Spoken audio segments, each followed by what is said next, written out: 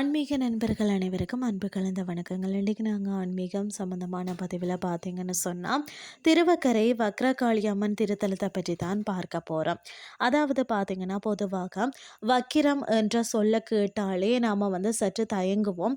ஆனால் நம்மளுடைய வாழ்க்கையில் உள்ள வக்கிரமான முரண்பாடான தோஷங்களை நீக்கி வாழ்வை நேராகும் ஒரு தலம் தான் விழுப்புரம் மாவட்டத்தில் உள்ள திருவாக்கரை சந்திரமௌலீஸ்வரர் திருக்கோயில். இங்கே எல்லாமே வக்கிர நிலை தானாம்.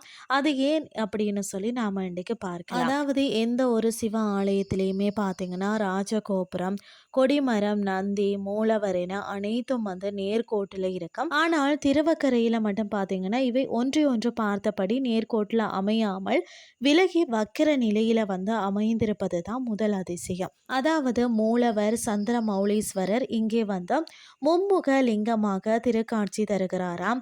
படைத்தல், காத்தல், அழித்தல் ஆகிய 3 தொழில்களையும் ஒருங்கே பார்த்தீங்கன்னா உணர்த்தும் வகையில தான் 3 முகங்களுடன் சுவாமி அருள் பாலிப்பது வேறு எங்குமே காண முடியாத ஒரு அபூர்வம்னு சொல்லலாம். அதாவது வக்ரகாளி மாறுபட்ட கோலம் பார்த்தீங்கன்னா வக்ராசூரனை வதம் செய்யத்தான் காளி தேவி மிக உக்கிரமாகத்தான் இங்கு அமர்ந்திருக்கிறாளாம். பொதுவாக காளி இடது காலை மடித்து வலது காலை கீழே தொங்க விட்டு இருப்பார். ஆனால் இங்க வக்ர நிலையில இடது காலை கீழே தொங்க விட்டு வலது காலை மடித்தபடி காட்சி தருகிறாள்.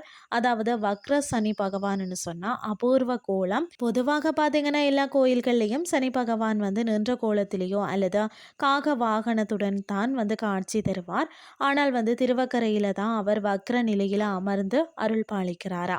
அமர்ந்த நிலையில பார்த்தீங்கன்னா இங்க சனி பகவான் அமர்ந்த கோலத்துல வீராசானத்தில் இருக்கிறார். மிக முக்கியமான விஷயம் பார்த்தீங்கன்னா பொதுவாக முருகப்பெருமானுக்குரிய மயில் வாகனம் இங்க சனி பகவானுக்கு அருகில் இருப்பது ஒரு பெரும் ஆச்சரியம்னே சொல்லலாம். பயன் தரக்கூடிய வழிபாடை பார்த்தீங்கன்னா வக்ரதோஷ நிவர்த்தி, ஜாதகத்தில் கிரகங்கள் வக்ர நிலையில இருக்கிறதால ஏற்படும் தடைகள் நீங்க இதுவே சிறந்த தலம். அடுத்து திருமண தடை, காளி சந்நிதிக்கு முன் இருக்கக்கூடிய அந்த தீபலட்சுமிக்கு தாலி சரட்டு கட்டி வேண்டிக் கொண்டாலே விரைவில் கைகூடும். இன்றைய ஆன்மீகம் சார்ந்த பதிவு உங்களுக்கு பிரயோசனமாக அமைஞ்சிருக்கும்னு சொல்லி நான் நம்புறேன். இதே மாதிரி மற்றும் ஒரு ஆன்மீகம் சார்ந்த பதிவோடு உங்களை சந்திக்கிறேன். நன்றி.